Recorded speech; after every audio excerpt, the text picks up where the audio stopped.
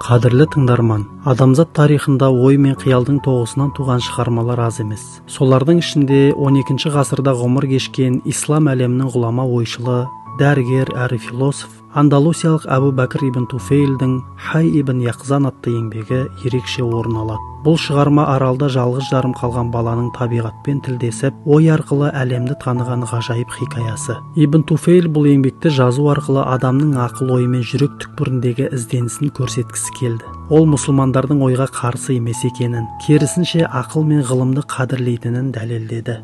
Хай ибн Яқзан философиялық роман ғана емес, адамзаттың ойлау қабілетіне арналған ұран деуге болады. Менің мақсатым осы терең еңбекті тыңдарманға жеңіл әрі түсінікті қылып жеткізу. Сондықтан философиялық талдауларды қысқартып, оқиғаның желісін және Хайдың ойға шомған сәттерін ғана таңдадым. Қысқартудағы ниетім адамдарға мұндай асыл мұра бар екенін таныту және ислам өркениетінің ойға, ақылға ашық екенін жеткізу.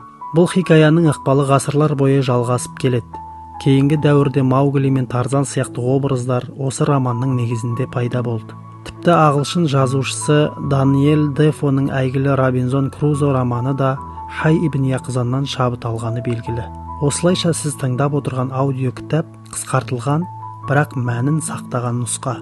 Ол сізді ойлануға, табиғатқа зер салуға, адамның ішкі әлемін түсінуге шақырады.